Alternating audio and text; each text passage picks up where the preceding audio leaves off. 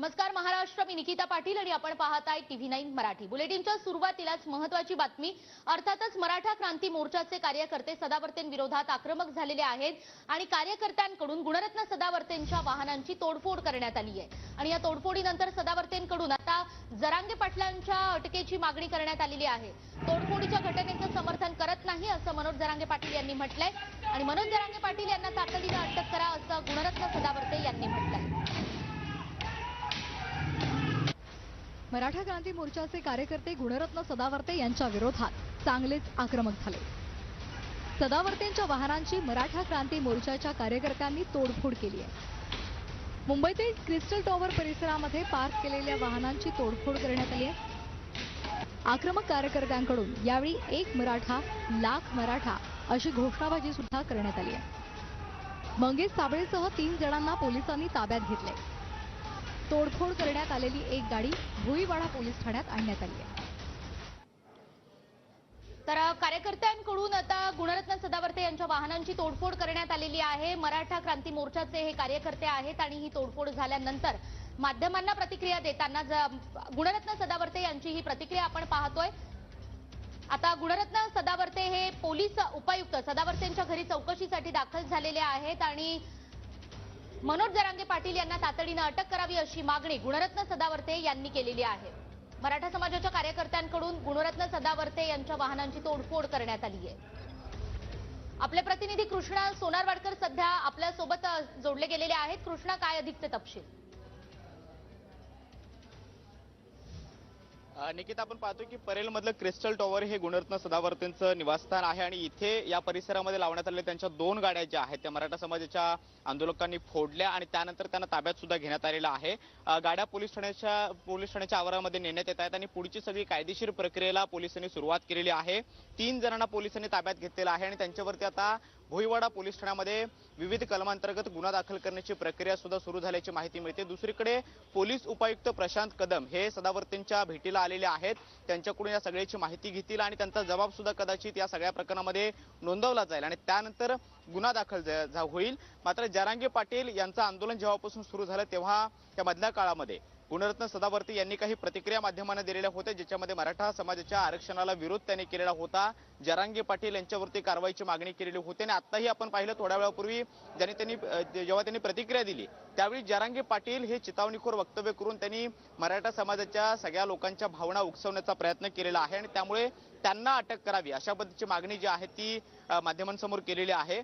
Police सध्या ही गाडी जी आहे ती फोडलेली आता स्वतः ताब्यात घेत आहेत आणि पोलीस ठाण्याच्या आवारामध्ये नेतील आणि त्यानंतर कायदेशीर पंचनामा करून इतर जी काही प्रक्रिया आहे गुन्हा दाखल करण्याची ती सुद्धा सध्या भुईवाडा पोलिसांकडून सुरू असल्याचं कळतंय। मात्र दुसरीकडे स्वतः DCP प्रशांत कदम हे आता सदावर्तेंच्या घरी पोहोचलेले आहेत आणि या सगळ्या प्रकरणाची माहिती ते घेतील आणि त्यानंतर रितसर सदावर्तेंचा जबाब सुद्धा नोंदवला जाऊ शकतो आणि त्यानंतर हे 3 जे लोक डिटेन करण्यात आलेले आहेत त्याच्यामध्ये मंगेश साबळे हे फुलंब्रीचे राहणारे मराठा समाजाचे कार्यकर्ते आहेत, आंदोलक आहेत, ते छत्रपती संभाजीनगर मधून आलेले आहेत आणि त्यांच्यासोबत असणारे इतर 2 जे त्यांचे सहकारी आहेत ते सुद्धा छत्रपती संभाजीनगर जिल्ह्यामधूनच आलेले आहेत। त्यामुळे त्यांच्या मागे नेमकं कोण आहे किंवा ही आंदोलनाची भूमिका एवढी आक्रमक पद्धतीने समोर येत आहेत, तोडफोड केली जाते। एकीकडे जरांगे पाटील म्हणतात की शांततेतलं आमचं आंदोलन आहे, दुसरीकडे अशा पद्धतीनं मराठा क्रांती मोर्चाचे हे सगळे संघटक आहेत, तरुण आहेत, यांच्याकडून तोडफोड होते, काय म्हणाल?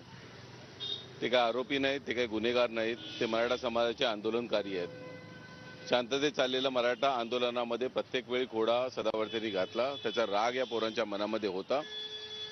ते जे पेरतायत तेच उगवतंय, ते द्वेष पेरतायत, द्वेष उगवला जातोय। त्यांनी शांत बसावं, मला समाज ऑलरेडी शांत बसलेला आहे। जरांगे साहेबांचं आंदोलन तिथे चालू आहे, शांततेत चालणारं आंदोलन आमचं आहे। तुम्ही कुठल्याही प्रकारची अशी विधानं करू नका ज्याने मराठा समाज पेटून उठेल। मागच्याच आठवड्यामध्ये संभाजीनगर येथून येणारे कावळे यांनी मुंबईमध्ये येऊन आत्महत्या केली। या सर्वस्वी जबाबदार थोड्या अर्थाने हे स्वतः सदावर्ते देखील आहेत। अशा वेळेला मराठा समाज हा आंदोलक होतोय, हिंसक होतोय, हे चुकीच्या पद्धतीने मांडणं हे बरोबर नाही। मराठा समाजाचं आंदोलन आहे, आतापर्यंत शांततेत केलेलं आहे। चितावण्या तुम्ही दिल्यात तर त्याचे पडसाद उमटणार नाही, पण ते आपल्या बोलण्यावर ठाम आहेत, मी कुठेही शांत बसणार नाही, मला कुणीही शांत करू नये असं म्हणतायत। तो त्यांनी घेतलेला त्यांचा निर्णय असावा। आम्ही संविधान पाळतो। त्यांनी लावलेल्या गाड्या या असंविधानिकरित्या पार्क केलेल्या होत्या, त्या संदर्भात देखील त्यांनी स्पष्टीकरण द्यावं। प्रत्येक वेळी संविधानाची गोष्ट केली जाते त्यांच्याकडनं. मग त्यांनी संविधानिकरीत्या असलेल्या पार्किंगमध्ये त्यांच्या गाड्या लावणं आवश्यक होतं. फुटपाथवरती रस्त्याच्या मधोमध लावलेल्या गाड्या या कशा असंविधानिक असतील? संविधान दुसऱ्याला शिकवण्या अगोदर स्वतः पालन करावं त्यांनी.